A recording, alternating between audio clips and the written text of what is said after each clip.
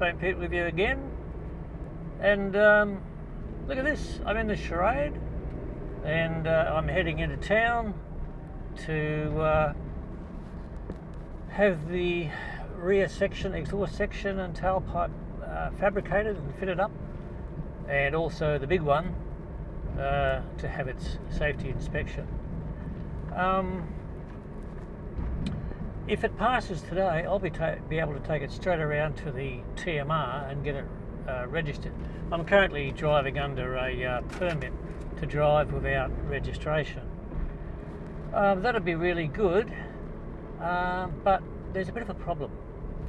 This is the very first time I've ever driven this car, apart from the 30 metres up at the property, all that time ago.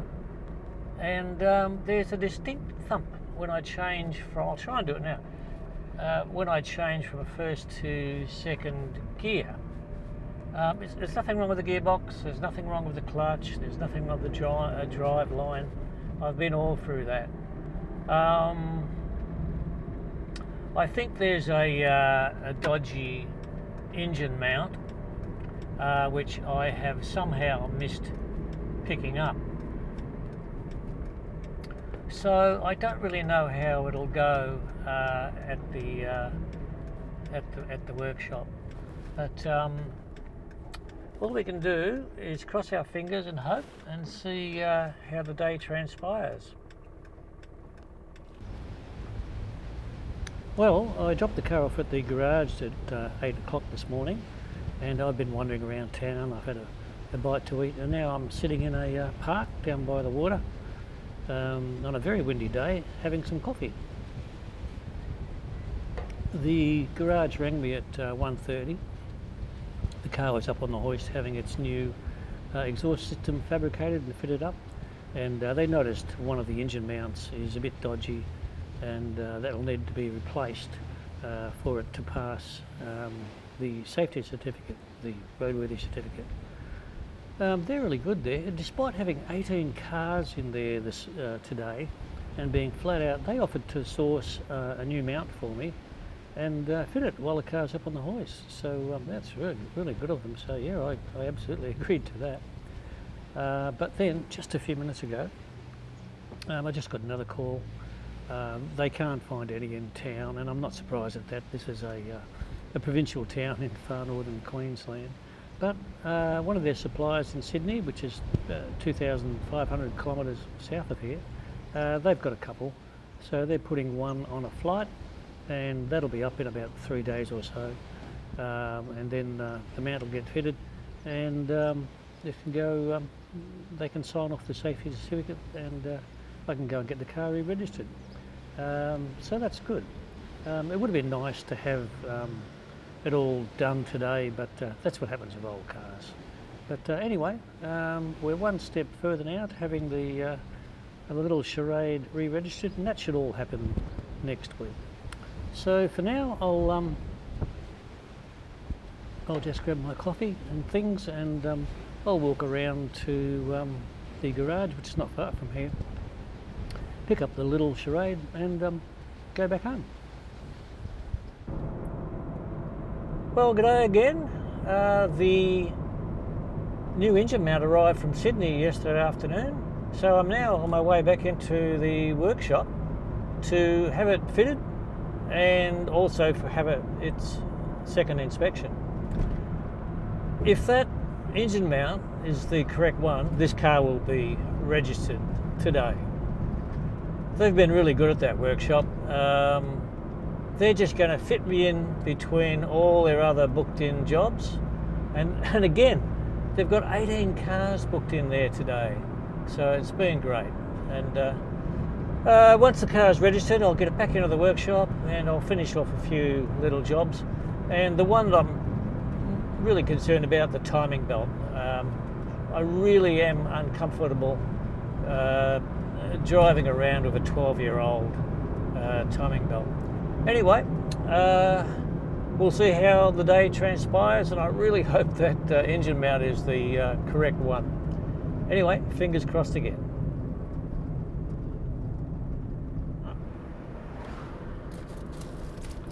Check that out. That's a safety certificate. The engine mount was the correct one. They fitted it. It's only a 15-minute job anyway. And they finished off the inspection. So I now have a car with a fresh safety certificate. So I'm going around to the TMR now, the Transport and Main Roads, and we'll get this little car re-registered. So this is quite a big day in the life of this little car.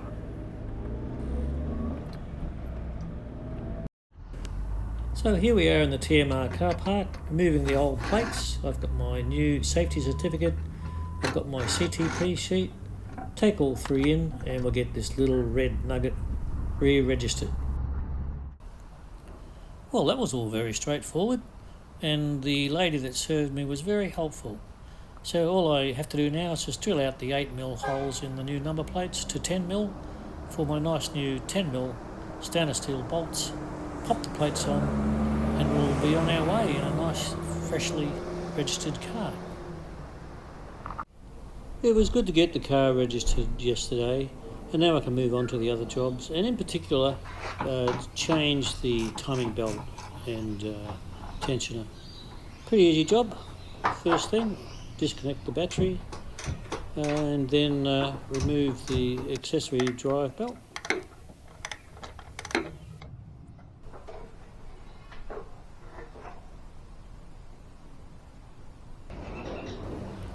Remove the right hand front wheel to get access to the crankshaft pulley bolt. This is the little access plug to get access to the 17mm crankshaft pulley bolt.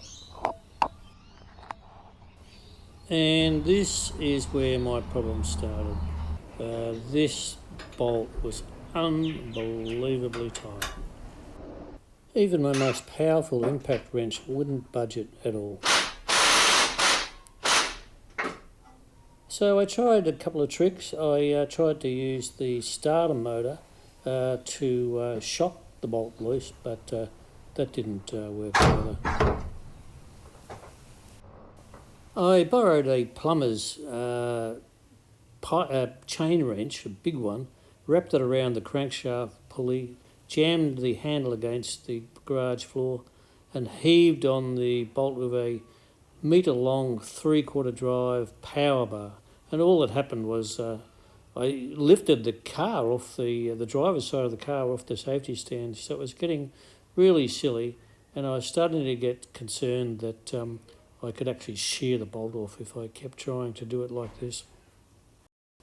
So I went inside, made a nice cup of tea, and went through the options of getting this bolt loose. Well, as you saw yesterday, I ran into a bit of trouble. That crankshaft bolt was unbelievably tight, and I was becoming really concerned that I could shear it off. It's only a 17mm bolt, and if they had a sheared, that would have been an absolute disaster.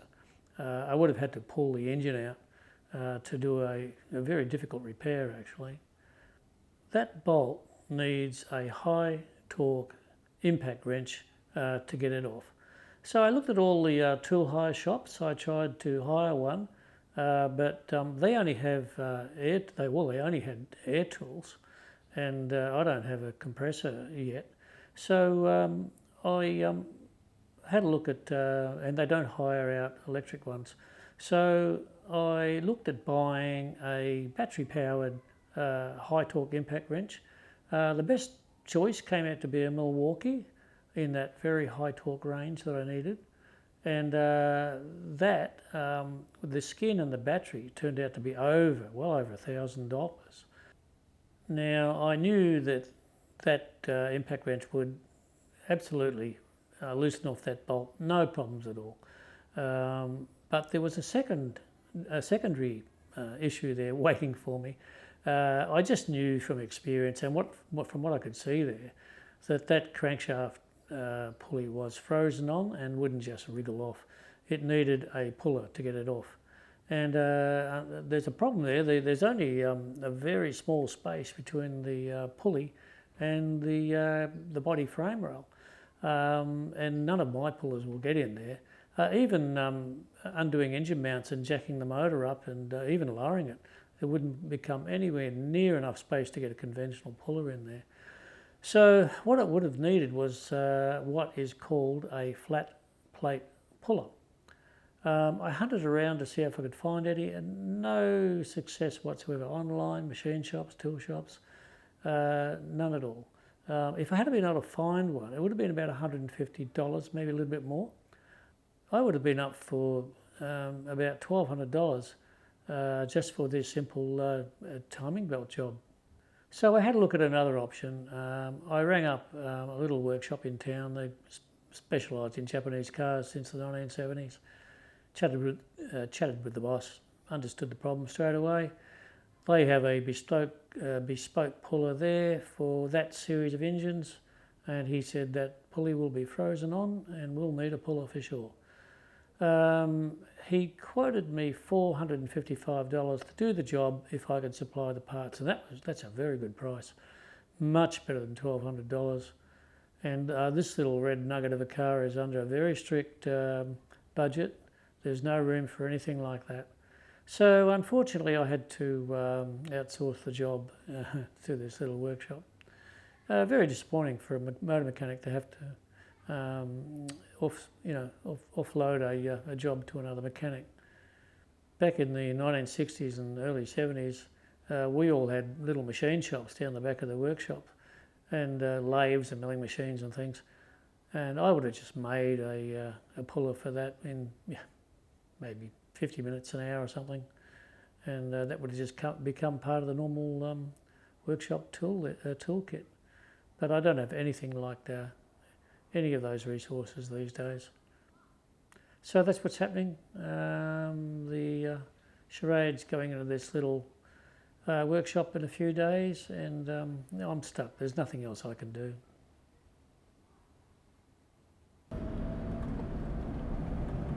Well, I'm on my way home. The timing belt and the tensioner were the correct ones. It's all fitted up, everything went fine.